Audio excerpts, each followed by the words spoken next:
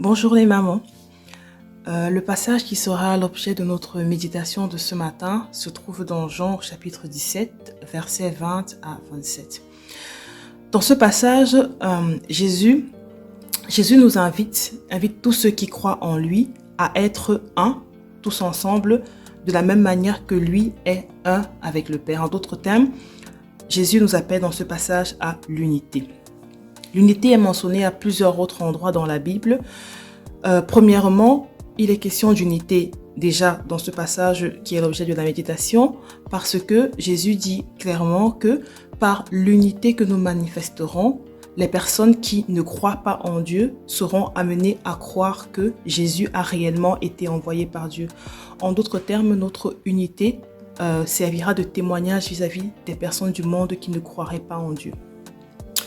Deuxièmement, il est question d'unité également dans Matthieu 18 au verset 19, lorsqu'il est question de prière. La Bible dit que si 2 ou 3 personnes s'accordent pour demander quelque chose, cette chose leur sera accordée.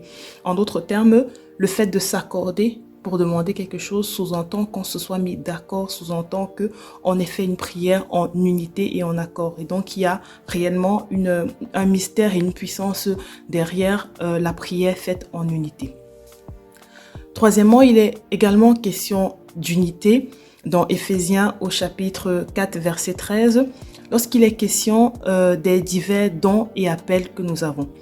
Ce passage dans Éphésiens dit que la diversité de nos dons et de nos appels sert à nous perfectionner jusqu'à ce que nous parvenions à l'unité dans la foi.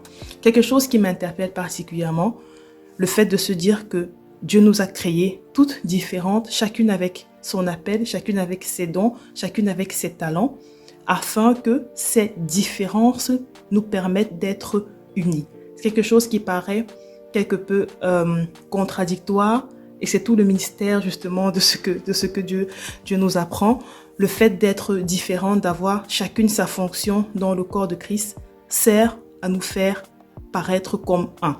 Parce que les talents et les dons des unes permettent de combler peut-être les manquements des autres et de pouvoir grandir tous ensemble comme un seul corps.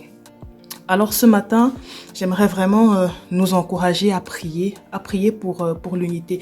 À prier pour l'unité non seulement dans le corps de Christ de manière générale, mais aussi et surtout pour l'unité dans notre assemblée, dans notre église locale. Que nous prions afin que Dieu nous donne de vraiment saisir tout le mystère et toute la puissance, toute la bénédiction qui se cache derrière les prières faites en unité. Que Dieu nous donne réellement de comprendre que nos différences respectives, que les différents dons et talents qu'il a placés en chacune de nous ne doivent pas servir à créer des distances entre nous, mais au contraire doivent servir à nous rapprocher encore davantage les uns les autres, que nous puissions réellement nous supporter les unes les autres, nous porter les unes les autres avec chacune les capacités que Dieu a mises en elles et que tous ensemble nous puissions croître vers ce à quoi Dieu nous appelle.